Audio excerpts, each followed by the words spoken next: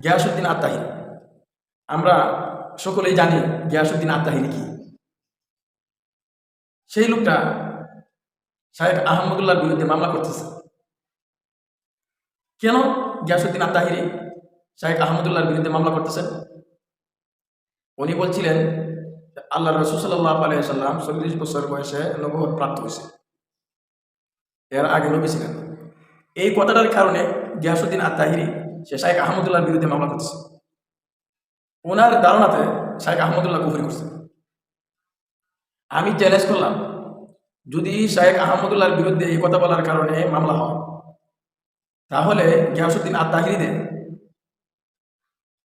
একটা কথা বলছেন আল্লাহর ধন নবীর দিয়া, আল্লাহ গেছেন গায়ে বইয়া, নবীর ধন খাজারে দিয়া বসে গিয়ে আসবি, কেউ ফিরে না খালি হাতে খাজারে বাবা তত্তর পারে।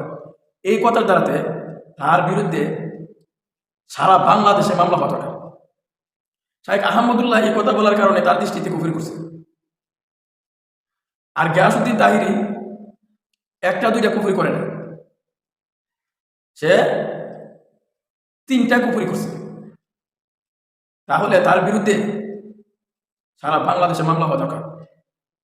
শাহেখ আহমদুল্লাহর বিরুদ্ধে যদি একটা মামলা হয়, তাহলে আমি বলবো গিয়াসউদ্দিন আত্মাহিরির বন্ডামির কারণে, কুফরি গান গাওয়ার কারণে শাহেখ আহমদুল্লাহ লোকদেরকে বলবো যেন তাহিরির বিরুদ্ধে সারা বাংলাদেশে মামলা হয়।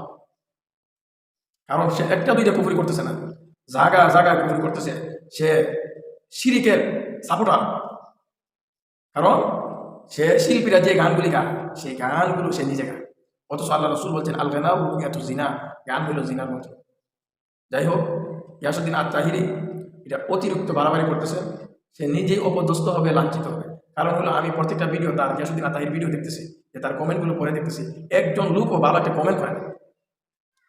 হ্যাঁ, শাহেখ আহমদুল্লাহ ভুলের উঠতে নয়, সে কথাটা বলতে গিয়ে ভুল হয়ে গেছে, স্বাভাবিক। এই জন্য কি তার বিরুদ্ধে মামলা করতে হবে? হ্যাঁ, এটা হয় না। এই কারণে যদি মামলা হয় শাহেখ আহমদুল্লাহর বিরুদ্ধে, তাহলে তাহিরির বিরুদ্ধে সারা বাংলাদেশে থানায় থানায় জেলা জেলা মামলা হওয়া দরকার। আল্লাহ তাআলা যেন গিয়াসউদ্দিন আত্মাহিরিকে হেদায়েত দান করে।